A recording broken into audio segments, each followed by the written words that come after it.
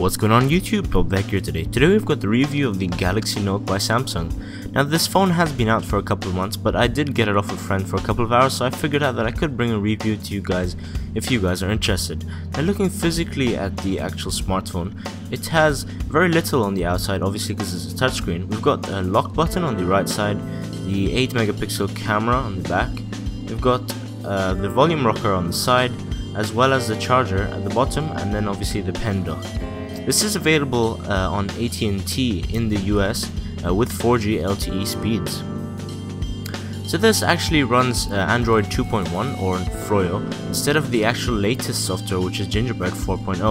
Now I have to say, despite the fact that it's not the latest software on 4.0, the multitasking as well as the general interface of the mobile phone is actually very good. Obviously you get the option to choose between using your fingers to swipe through the phone or the pen. Now I especially like the Galaxy Note feature, which allows you to draw and make notes, etc, etc.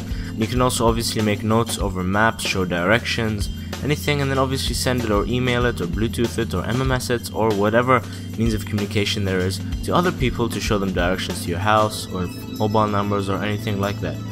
Obviously you have the option to choose between using your finger or the pen, and I have to say both are quite responsive. Obviously the touchscreen with your finger much better than the pen.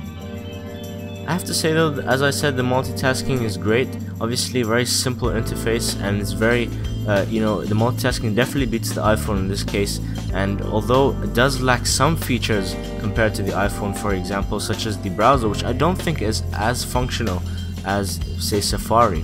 Now notification center, as is known on the iPhone, is also available, and for example you can trigger now the network connections, Wi-Fi, Bluetooth directly from above, which is similar to the iPhone when jailbroken with SB settings installed.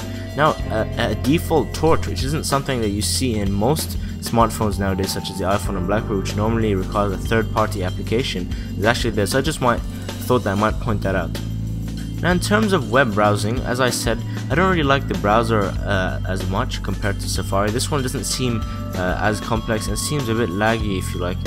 The video did load quite fast, which is good. Obviously it's in full HTML Flash capable browser, which is much better. However, as you saw, the accelerometer is not as responsive as the iPhone. It's quite laggy, if you like, or if it's quite sudden, and it's not as smooth as the iPhone or the other iDevices. The media player, as you can see, is again also not as, if you like, user friendly or attractive as the iPhone is. However, I have to say, despite some of the features that are lacking, the Samsung Galaxy definitely does give me a good impression, and is probably quite a good competitor for the iPhone. Of course, one of the most important features of modern day smartphones is the camera. So the rear facing camera sports a 1080p 30 frames per second video recording and has an 8 megapixel sensor, and the front facing camera shoots at a VGA quality and a 2 megapixel sensor. So here is a clip of the 1080p and now the front. So I've got the front-facing camera, activated right now, and the colors are quite dark compared to the rear-facing camera. I'm not sure what that is. It's shooting at a VGA quality. That was Top of Tech bringing you the review of the Galaxy Note. Don't forget to subscribe, and I'll catch you later.